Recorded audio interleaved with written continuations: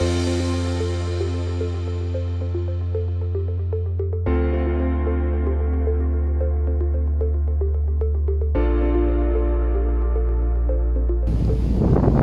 morning.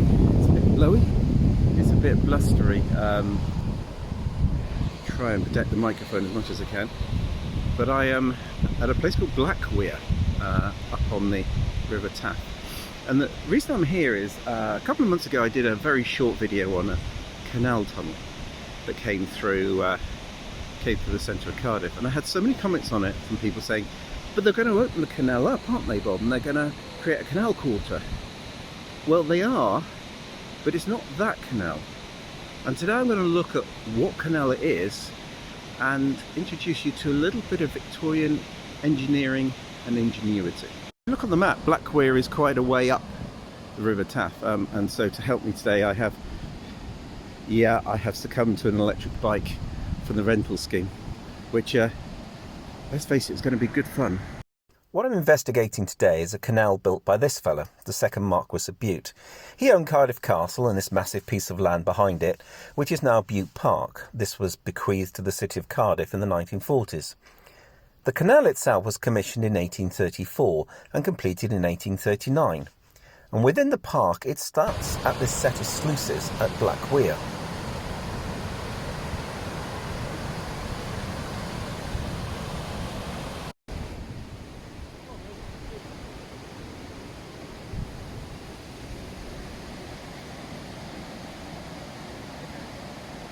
The cut actually runs the length of the park until it reaches the castle at the southern point of this map. And it's difficult to look at the scale, but it took me, even on an electric bike, about 10 to 15 minutes to cycle the whole length of it. So when it was built, the Marquis of Bute insisted that there was a pathway that went alongside this cut and alongside this canal. So therefore one would assume that as this is his grounds and it's his canal, that maybe this was done for some sort of leisure purpose. You can certainly see as the canal comes down here, it comes under a bridge and it turns sharp left, and up here is Cardiff Castle.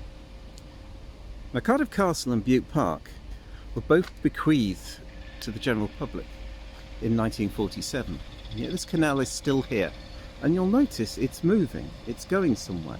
So you could easily come to the conclusion that it was coming down here, turning down to the side of the castle, that the Marquis of Bute built it purely and simply to have a nice water feature in his back garden, some kind of Victorian Charlie Dimmock, or just some sort of moat around his castle. After all, he was the Bill Gates of his day, why shouldn't he?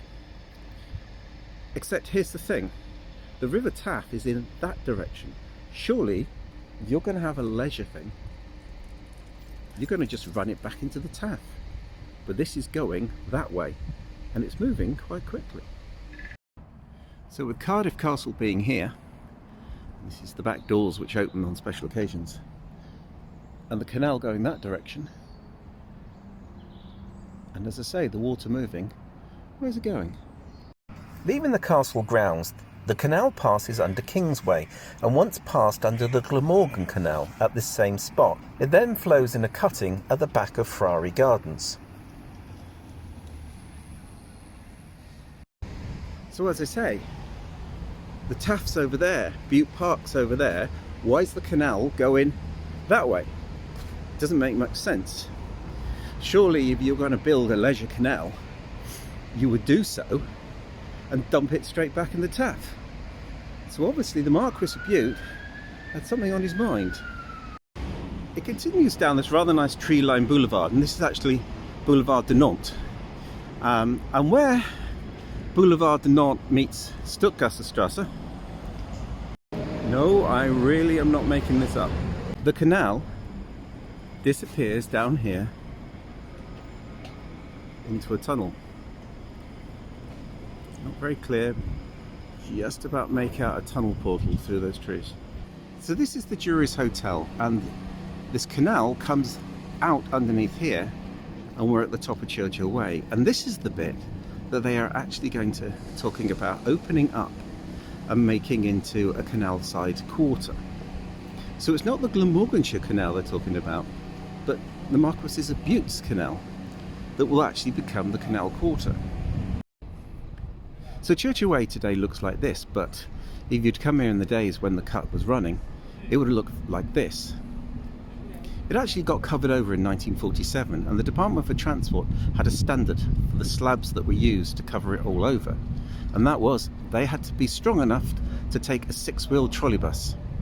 And I'm not going to be doing anything about a trolleybus anytime soon. So at the bottom of Church Away, the canal is still going underneath this road, and actually comes out behind that hoarding just over there. So from behind the hotel, the canal continues down underneath the Great Western Main Line and underneath the link that comes down from Queen Street down into Cardiff Central. Having passed underneath the railway bridge and through this modern development, our canal continues.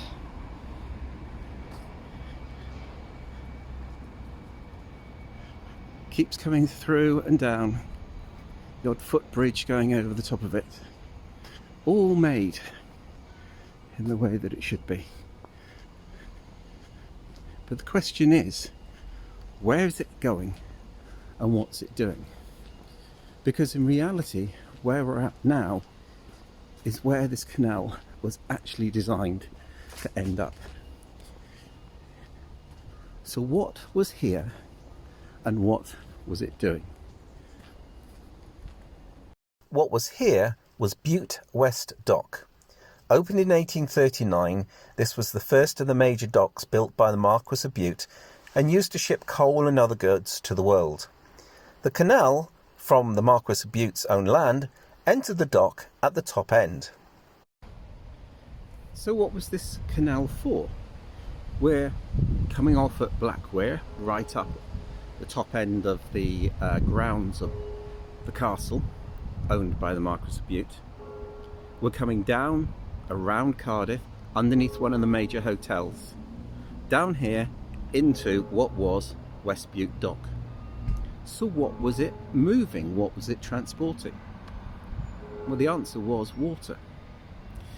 You see, the Bristol Channel is full of mud and silt, and as a result of that, when they enter the locks, they've got to fill them up again.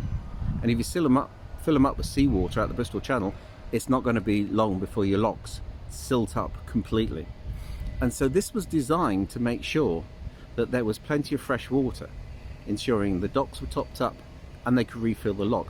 There was actually a giant reservoir that took this water at low tide, and then at high tide, when the ships could sail, it was all used. Now, we're not talking about small locks. We're not talking about the sort of thing your narrowboat would go in, or your canal cruiser on the River Thames. We're talking about big locks. We're talking about massive bits of equipment, and we're talking about hydraulic rams that are so big that, well, I can sit on one, which actually, that's what I'm doing now. Quite a large bit of kit. There'll be a number of those on each gate, opening and closing them, and getting the shipping out into the sea. So we are talking about some quite hefty bits of equipment. So how big was this lock, I hear you cry? Well, let me show you. This is the Millennium Centre. You may have seen it on various different programs, and you can see here this lighter coloured ground. If we zoom out, you can see, if we put this side by side with the original map, that this whole area here is actually where the lock would have been. We ain't talking narrowboat locks. And somewhere here between this underground water feature, which is down there, and what is affectionately known as Torchwood Tower, it's a fountain when it's working. This indent here would have actually been where the lock gate actually was.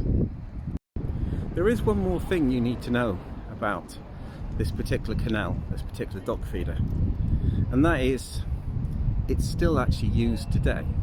180 years old, delivering 50 million gallons of water into Cardiff docks each day.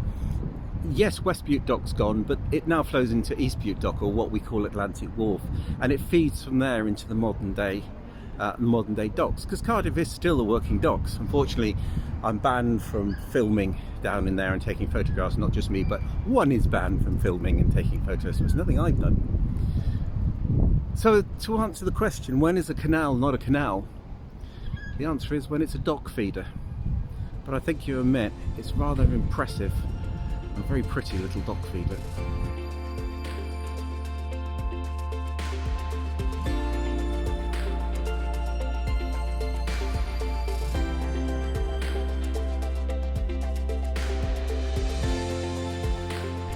So thank you very much for watching this. Thank you for following me right through from Black Weir down into Cardiff Bay. This history of this rather special, unique bit of Victorian engineering. Please like, please subscribe. I don't do a lot of water stuff and canal stuff, but I will be doing more railway stuff soon.